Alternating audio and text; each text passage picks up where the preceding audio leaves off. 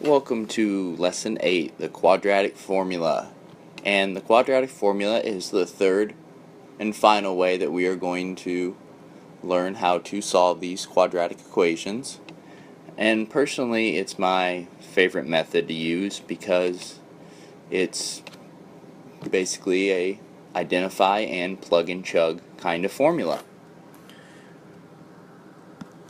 So if you recall, we've worked with this expression right here at the beginning of this unit.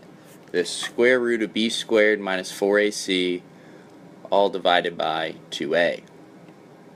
Now, as we've worked with this, I told you that it was going to be a larger part of the quadratic formula. And it is. There's only one more tiny thing we're going to add. So, our quadratic formula. Using the quadratic equation ax squared plus bx plus c equals 0, we get the quadratic formula, which says that x equals the opposite of b plus or minus the square root of b squared minus 4ac entirely divided by 2a. Now this is very important. This entire thing here is divided by 2a. The entire thing. You can't just put one part of it divided by 2a. The entire thing is divided by 2a. And also, you see there's a plus or minus here. So why do you think there's a plus or minus? I want you to go ahead and pause the video and discuss in your group why you think there's a plus or minus.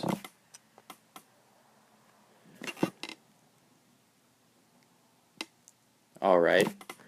Well, let's actually just perform an example instead of me just telling you, and you'll see why there's plus or minus. So here's the example. X squared plus 9x plus 14 equals 0. And this is an example we've done before. So what you need to do is you need to identify what your A is, your B is, and your C is. So here my A equals 1, my B equals 9, and my C equals 14. Now that I've done that, all I have to do is plug everything in to this formula right here. So we get X equals opposite of B, so if it's a positive 9 there, it's going to be a negative 9, plus or minus the square root of B squared. And remember, if we're plugging in, we want to put it in parentheses. If it's being squared, if it's being multiplied with anything, times A times C, and this whole thing is divided by 2A. So 2 times 1. What we do now is we simplify. So we have negative 9 plus or minus the square root. 9 squared is 81. 4 times 14. I need to grab a calculator.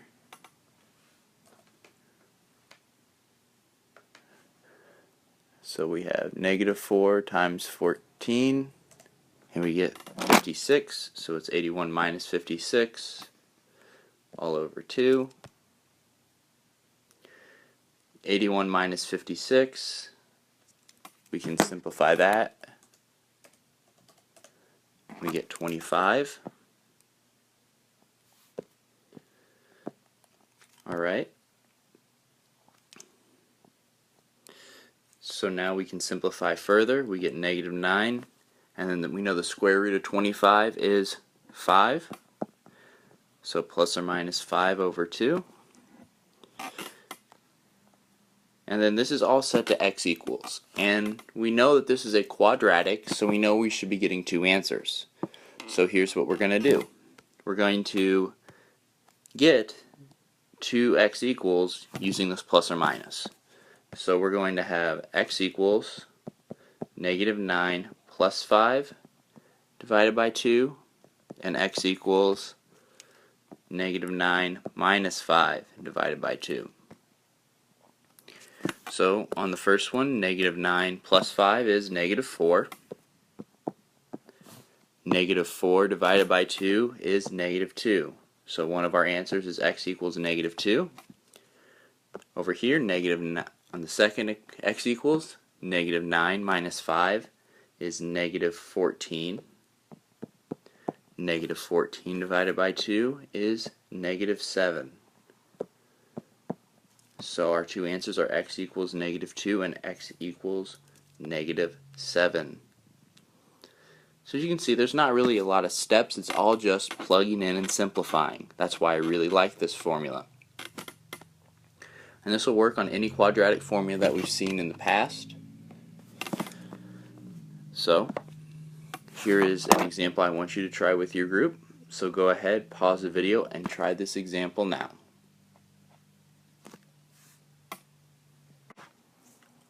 Alright, and here's the solution to that example.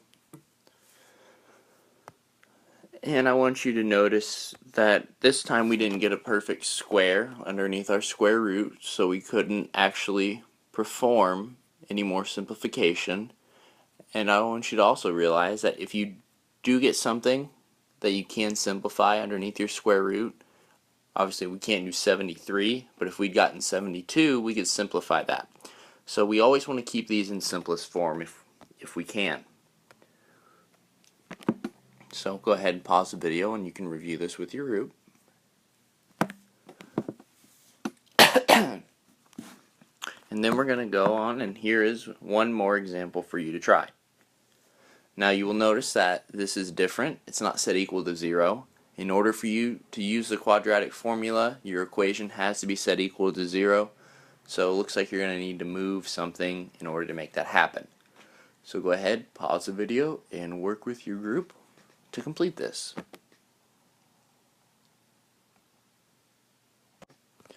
And here's the solution to that example.